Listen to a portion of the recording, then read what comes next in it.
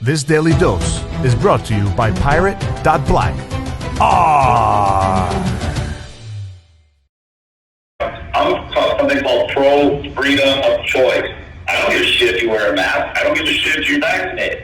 I do give a shit if you try to force that upon me, because not only are you trying to tell me what to do, now you're taking away something called my rights and freedoms, things that people fought and died for. Yesterday was Remembrance Day, and we had people absolutely disgustingly going their supposed Remembrance Day celebration where they have to show their papers.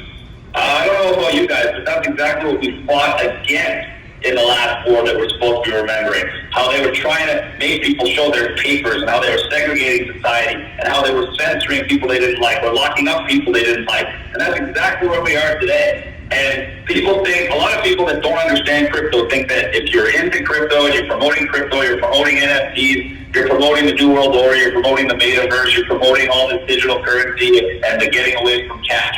Well, the reality of the situation is, the evolution of money means that digital currency is coming whether you like it or not. No matter how hard you fight, scream, and try to deny that crypto exists, it's already been in play for years, ladies and gentlemen.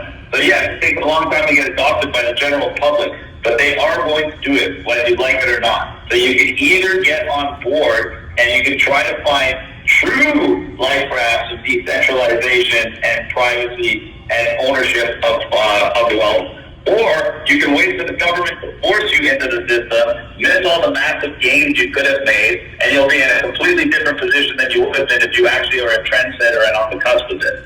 So do I believe in crypto? Very much so. Do I know a lot about the banking system? Yes. I've been following banks. I've been following the banking system since when money was actually gold. And when banks only existed because you couldn't actually carry around all your gold, they had to give you certificates for that gold and silver. And that's basically what money was all the way up until the 60s. If you looked at a dollar in the United States of America, it said silver certificate on it. And that meant that your $1 was worth 1 ounce of silver. That was a hedge against inflation. That saved your purchasing power. That's why in the mid-60s, the average American made around $10,000 a year, but they could purchase a house for $30,000. That's 3 years' salary. There was no need for a mortgage. There was no need for all these loans and interest rates. The American dream was simple. A man could work. He could provide for his family while the wife stayed home with the kids, and they raised the family together, and so on and so forth.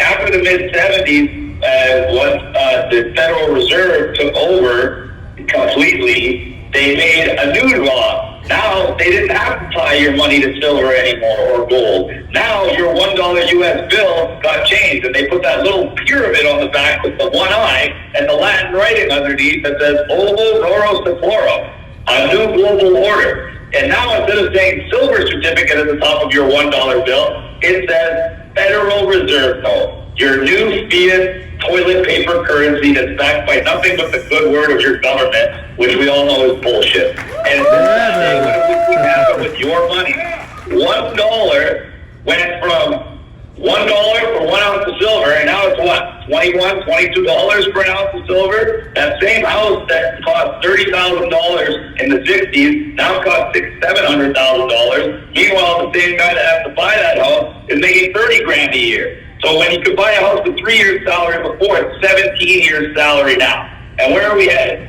We're headed in the area of the Great Reset. We're kicking people out of their work. We're closing down as many businesses as possible, and we're getting as many people as possible on government assistance, which is going to be now universal basic income. And once we get more and more people on universal basic income, inflation is going to go so out of control, and we already see it happening. Gas prices, where I'm from, went up 30-40% from last year. Food prices are going crazy through the roof. And that's why people like crypto. Crypto is a hedge against inflation. If you have money in the bank, even if you're collecting interest, every day your fiat currency is worth less and less and less and less. And you can buy less and less and less.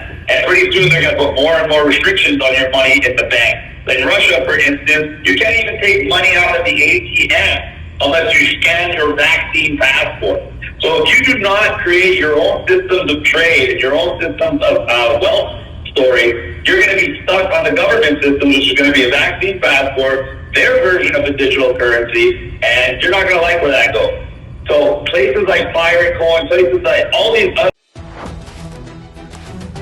Follow the treasure to pirate.black, because financial privacy today is freedom tomorrow. ARRR.